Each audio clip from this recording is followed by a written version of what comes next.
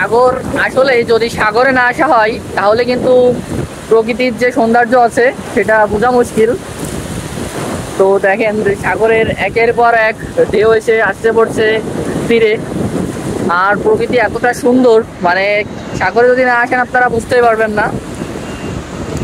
তো আসলে জীবনে ঘোরার অনেক প্রয়োজন আছে দর্শক, কারণ এই সাগরে যদি আপনি ঘুরতে না আসেন তাহলে কোনো প্রকৃতির মর্ম আপনি বুঝবেন না।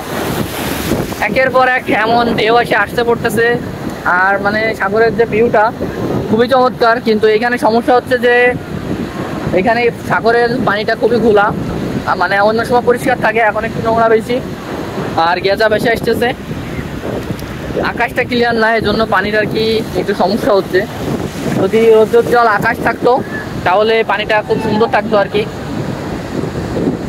আর সমুদ্রের পানির যে গর্জন তাতে কিন্তু দর্শক পুরো মাথা নষ্ট করার মতো, মানে এত সুন্দর একটা ভিউ, দু চোখ দিয়ে এত সুন্দর একটা ভিউ আপনাদেরকে একটু দেখাই।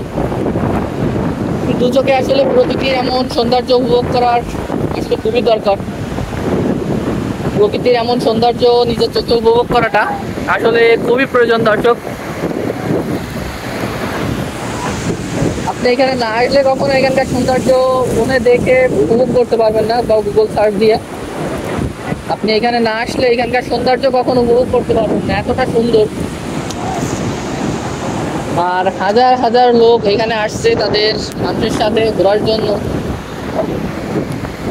মানে সব মিলিয়ে এতটা সুন্দর আর কি সমুদ্র সৈকত। আসলে আমি না আসলে কখনো বুঝতে পারতাম না যে এতটা সুন্দর। দেখেন একের পর এক ঢেউ আসতে চলছে। অনেকে আবার গেছে ওই দূরে, যতদূর দেখা যায় দর্শক যে দূরে গেছে আপনার স্পিড বোট নিয়ে গেছে দূরে, ওদের সাহস আছে মানতে হবে।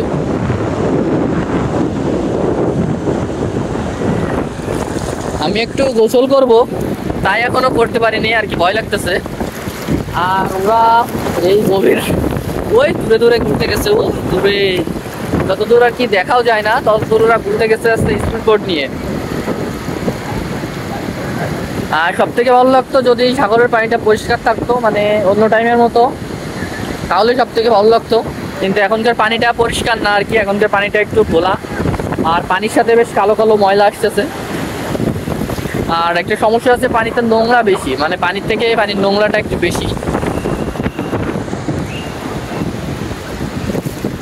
সব মিলায় বেশ চমৎকার একটা ট্রিপ আর কি বলা যায়।